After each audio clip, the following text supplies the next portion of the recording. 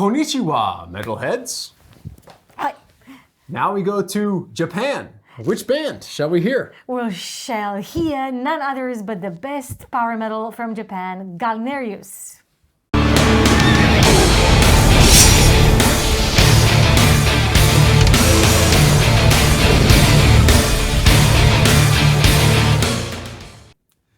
So, Japan, Galneryus. Yes, that's the name of the band. And you may wonder why I look like this. I'm wondering. You sincerely I'm wondering. I look a little bit in the style, a poor version, but nevertheless an honest attempt to look like some of the Japanese power metal bands that embrace a style known as visual kai.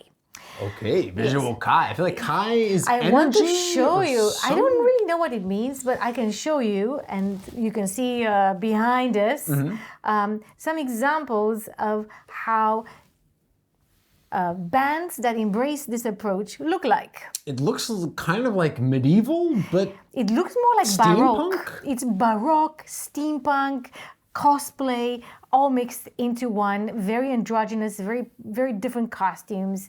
For example, the band that we're looking at, Versailles, is inspired by the era pioneered by the classical composer Johann Sebastian Bach.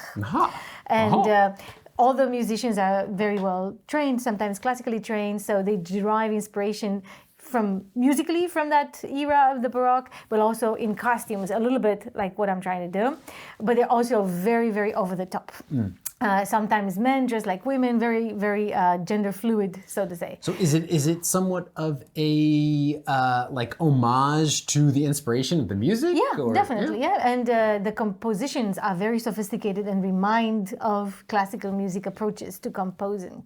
So that's a typical what people would think that is a typical Japanese metal band. The bands that embrace visual kai, and that play music in these kind of costumes. The band that we're going to see today, however, has abandoned visual kai quite early in their career. It started in 2001 in Osaka with a visual kai strong, so to say, inspiration.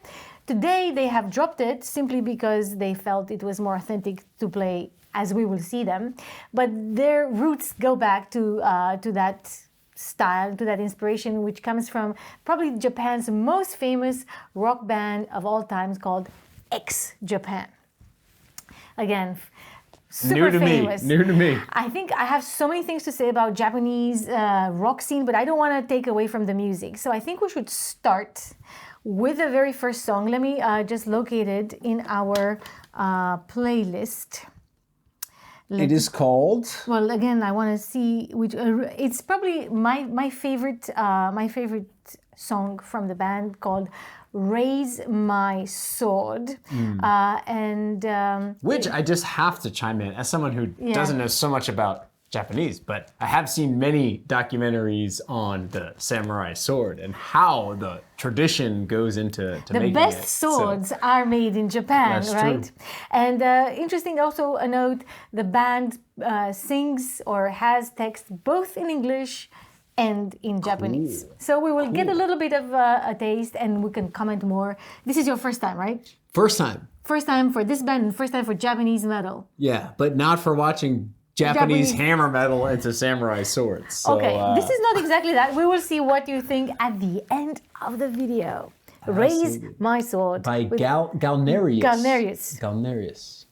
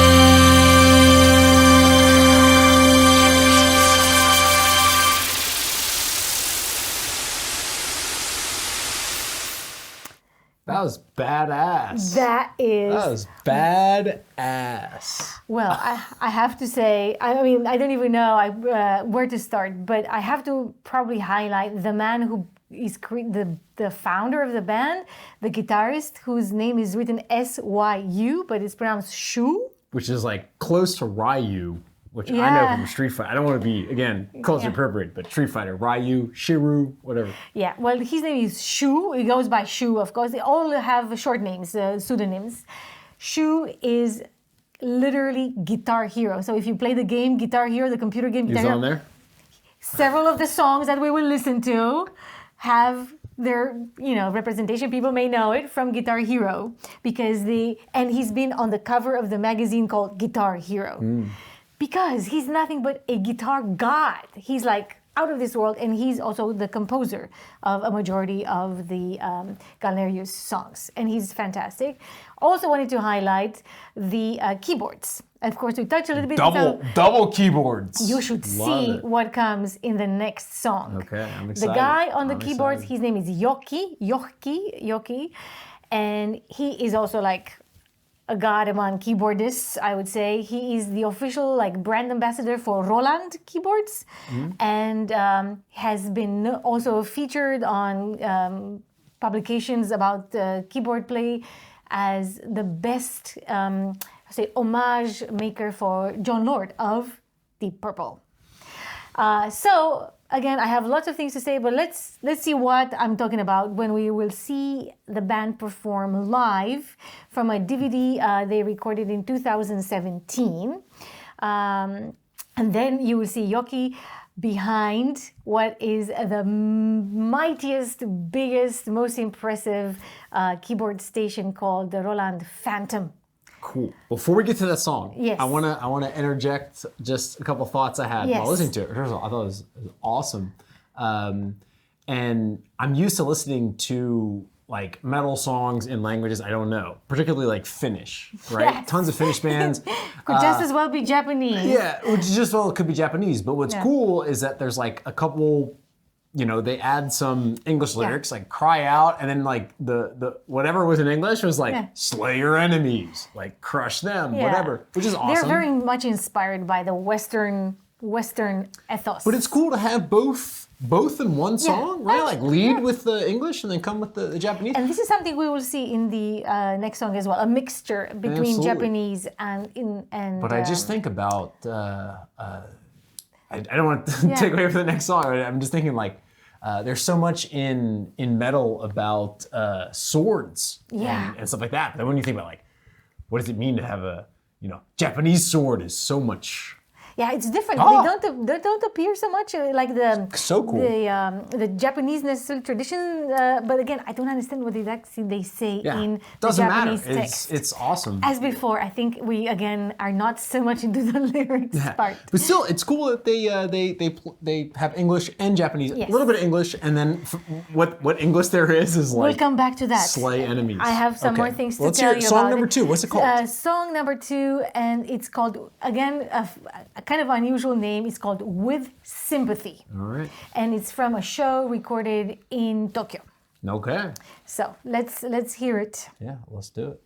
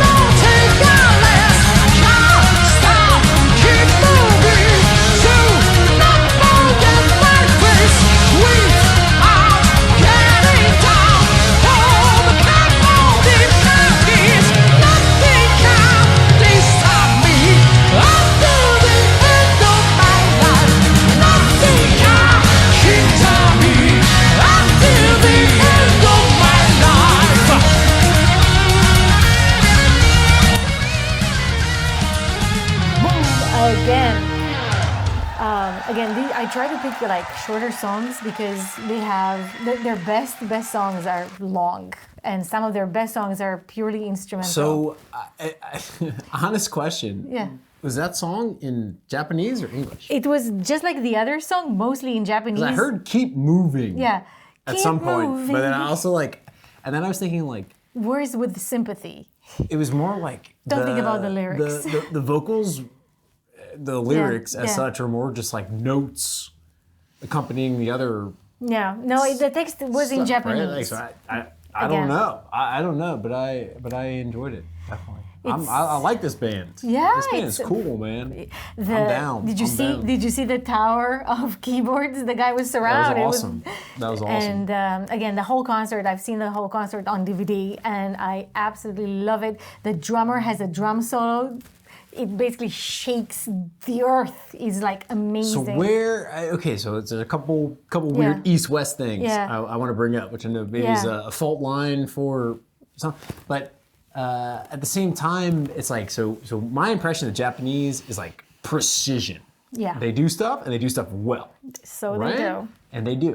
So, but why haven't I heard of this band before? It's a very good question. So thank you for giving me the opportunity to say that one of the biggest obstacles is for people outside Japan to listen to music from Japan, because the Japanese producers don't market their bands outside Japan, even though, let it be known, Japan is the second largest music market after the United States in the world.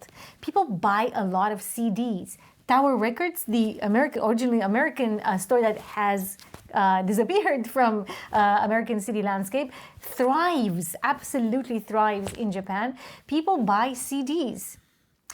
And they don't buy MP3s. If you look at Spotify has been in Japan, I think, until 2014. If you look at the numbers of daily listeners of extremely famous bands, maybe not even a niche band like Galneryus, but like Yoshiki or Hide or whatever, like really big J-pop or J-rock bands, minuscule. I think more listeners are in Stockholm than they have in Japan, because people don't use Spotify. So is it just because we study platforms, right? And I know that, is it the difference that the Spotify numbers don't take into account the Japanese bands, or is it that the kind of Nordic bands don't go to Japan, or what's the friction there? I think actually a question to maybe our Japanese listeners: do you guys listen to music on another platform than Spotify, a national platform? Maybe that's the answer. It could be. I'm super curious. What happens is that foreign bands, European bands, American bands, they go and perform in Japan, because that's like whenever they're drained out of life, they get a new kick. Like Twilight Force recently, not that they were drained out of life, but they think were about Iron on Maiden. a Japanese tour. Iron Maiden made in Japan. They usually go and record albums. Deep Purple, big in Japan. You know, so many bands have live CDs, live DVDs from their performance in Japan, because Japanese love to go to concerts. And a Japanese band like this can sell out a full stadium, like the Zepp Tokyo, 6 times over. So they have 6 consecutive concerts with an absolute the gigantic concert hall. Completely apart from the production side. Again, I'm going back to the sword. Yeah. The sword. The sword is such a feature of metal music. Yes. And who's the best at making swords? The Japanese. Yeah. Right? They have actually quite a lot So why isn't there more? we should hear more Japanese metal. I think this is the motto. And actually this band, and that kind of ties nicely with what you were saying, is one of the very few Japanese metal bands to perform outside Japan. So in 2019, they actually pioneered their latest album at the Prog Power Festival in the United States, and they interacted in English with the public, and again tried to perform Japanese and English both ways. And I think language is sometimes an obstacle. Another big export of Japanese rock music is baby metal, which has basically 2 bands. A front band, 3 girls kind of dressed like this, singing more J-pop, and a metal band behind the scenes that puts the heavy riffs. And that's probably the most successful export of Japanese metal out there. don't want to comment so much on that. I did not pick them to be featured here. I think Galneryus is deserving of more attention. And only now, they are founded in 2001.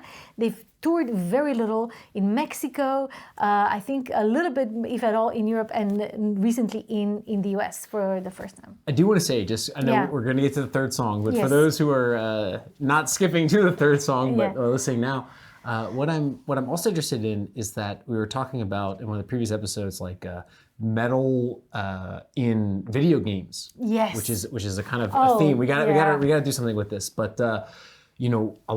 there's a huge video game industry in Japan. Oh yes. And one of my favorites of all time is like the Mega Man series. And they have some actually really awesome, like, okay, it's 8 or 64-bit or whatever it is. Like, those are Japanese composers that are putting essentially metal music into games that would be exported to the US. Have they done that as well? Yeah, they've been featured in what games? I don't remember. I wanted to remember. We can put it in the show notes, but 3 or 4 of their songs are part of computer games. Their first 3 covers have been designed by the same guy who designed something like Final Fantasy. Oh, Final Fantasy! One of my favorite series. Yes, so the covers of the first albums from because that's it. And there's now like Western symphonies that play video game covers, and it comes indirectly through Japan. Moreover, this guy Shu, the guitarist, has been a member of a band called Animetal, which combines anime and metal. Yeah, I wish I was into the anime scene. I'm not. I'm sure some of you there's are. There's a lot of these cross-cultural genres interplays, and I think it's pretty cool in Japan. In Japan, it's like especially with but it's also, I think it's a question about not just what's in Japan, but what makes it to the U.S. And like in the U.S., you have like the most popular anime series is Dragon Ball Z. Yeah. And during Dragon Ball Z, I wasn't a huge fan, but I know plenty of people who were, and it's a big deal. Yeah. And they incorporate metal-ish music into the anime production. So that's how it gets there, but I've never heard a straight you should see Japanese X Japan, the most famous and oldest rock band, has a fantastic video of one of their songs done in anime. I was debating with myself whether or not we should feature X Japan just for the sake of that particular video. It's just amazing. Again, I think we will probably feature 1 or 2 other Japanese bands. Yeah, definitely. I'm into it. I'm all on board. But without making it too long. What's the third song? The third song is called Glory. It's from the latest album, In the Purgatory, that was released 2019.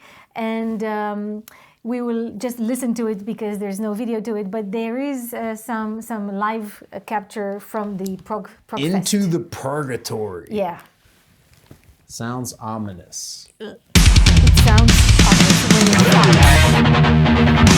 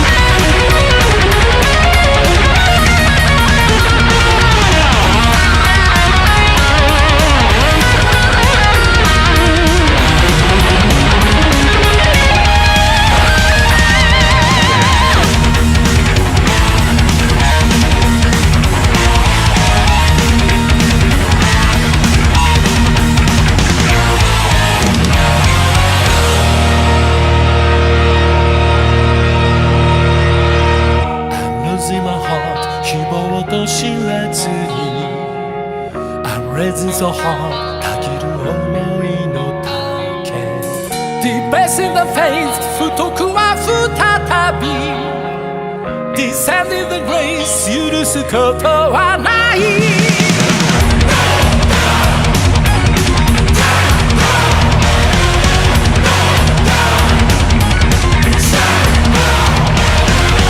You're breaking my heart 向こうは走らずに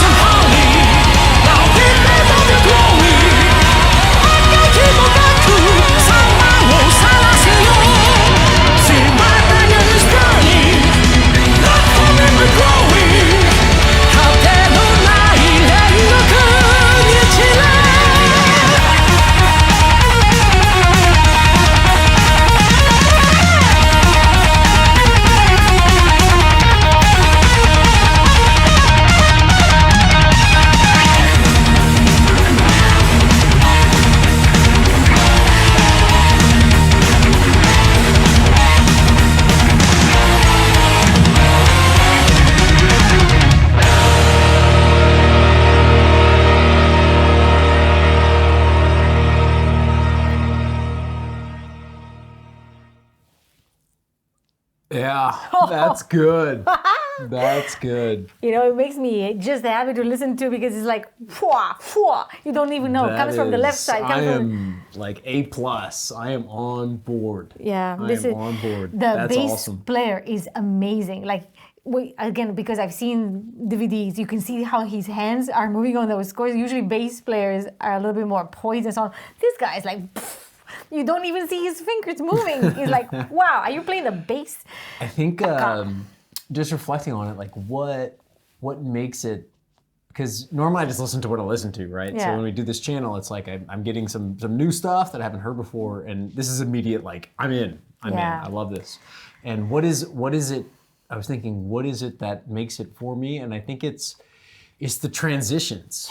It's variation, as I think we mentioned in some variation and transition. So that's like the vocalist who is good, obviously, but like I'm more into the instrumentals on this. But when the vocalist is done with his bit, it's like, boom, awesome transition, and then you get a couple seconds of that, and you get another awesome transition with another instrument. And the composition is amazing. Yeah. Shu and Yoki, the keyboard, the guitarist and the keyboard, they interplay with each other. And again, had we understood more of the lyrics, which again we I don't care. There's I like a lot of loved story, it. like very conceptual. That's what I say. Like it's very conceptual. The whole, like kind of like with Glory Hammer and so on. There's like stories behind. There's adventures and defeat and a lot of kind of like doom behind. It's not. It's a. Well, that's another level that I don't need to enter, but from what I heard, I Virtuoso liked all guitar three. play. I will definitely be digging more into this band. I can only say thanks for introducing it to me. I hope you guys also like it. Let us know in the comments. There's so much more to say. I will say perhaps two more things. One, the vocalist whose short name is Sho. Not Chu, but Sho. Yeah, that's what I mean. For us, he's like. It's a tough one, but So it's Shu, and then Sho, and he's actually relatively, a respectable gentleman. He's 53 years old. It's the bangs. He has his own musical school, like a vocal school. Like he's been at it for a while, and he's like very, very versatile. Some people accuse him for not being always like he sometimes use, maybe not making an effort with the English as much, but he's better than the previous cool vocal. For me. Cool for me. And I wanted also to say that you can hear a little bit of Yngwie Malmsteen, who is a Swedish, again, super famous neoclassical rock musician, guitar player, and Yngwie was the idol of Shu growing up, and some of the music, not all the albums by far, has had some Western producers, some Swedish producers, and most recently, Galneryus has moved to a Western production house, a Western label. Well, hey man, Warner. East, West, whatever. These guys just rock. Yeah, they're badass. I'm on board. I haven't heard any of the music before. Immediately, I'm a fan. It's cool. It was hard to pick 3 songs, let me tell you. I only picked the ones that I absolutely loved and that were slightly on the shorter Which is side. a good sign, because I liked all 3, which means that I'm sure I'll like more of what they And they produce a lot, like they have a large body of work. So if you guys if you know this band and you have some other like immediate suggestions Of songs, like let me know in the comments. I'll be checking them out, and I'm Or down. if you have some other favorite bands, again, there were some very nice female-fronted power metal. Yeah, we're gonna get to the female-fronted bands. We've been lacking on that front, but we got plenty in the pipeline. They're coming. Your suggestions are coming. Believe me, we're working on it. So thank you so much for watching, tuning in. Leave comments as always. We're very happy to read them and interact and comment further. And let us know what you thought about the Japanese metal, Galneryus specifically. Yeah, awesome. It's super cool. But let's keep rolling. Exactly. And, so in the meantime, let your swords be sharp. and your quest end in glory.